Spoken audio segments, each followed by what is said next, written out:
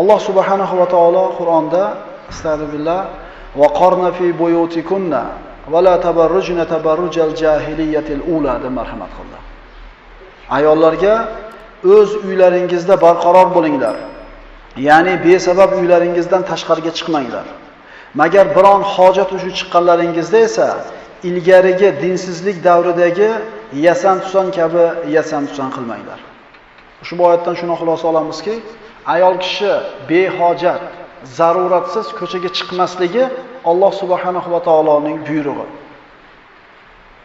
Sahih hadislarda payg'ambarimiz sollallohu alayhi vasallamdan mana Muaviyat ibn Abu Sufyan roziyallohu anhu aytadi: "Inna Rasulullohi sollallohu alayhi vasallam harrama sab'ata ashiya va inni uballighukum zalik va anhaakum anhu va zakara minha tabarruj."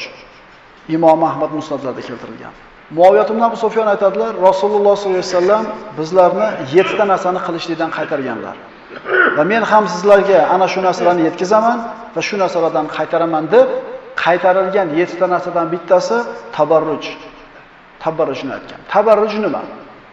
Endi darsimiz davomida tabarruj deb ketamiz, tushunib olaveringlar nimaligini. Tabarruj ayol kishi ko'chaga avratlarini yopmasdan yasan-tusan qilib chiqishligi tabarruj deyiladi. Shuning uchun Alloh taolo johiliyat davridagi yasan-tusan kabi yasan-tusan qilmanglar.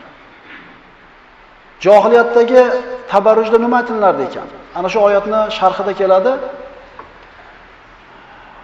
Johillar, arablar, Makka mushriklari ayollari taqinchoqlarini qulog'iga, bo'yniga taqib, boshidan ro'mol solib, ro'molini jag'idan chigmas ekan.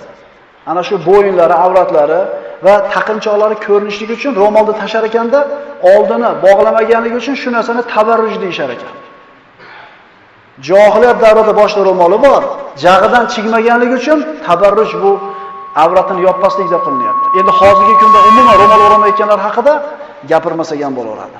U davrdagi johillikdan ko'ra, ularda tabarrujdan ko'ra hozirgi tabarruj qattiqroq bo'lib ketyapti. Alloh saqlasin.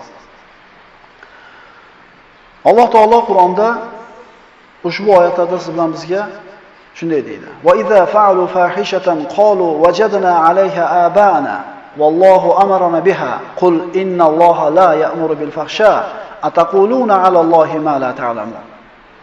Ular qachon biron buzuq ish qilsalar, ota-bobolarimizni shunday holda topganmiz. Buni bizga Alloh buyurgan dedilar. Ayting ey Muhammad alayhisalom, Alloh hech qachon bunday buzuq ishlarga buyurmaydi. Alloh sha'niga o'zingiz bilmaydigan narsalarni aytaverasiz.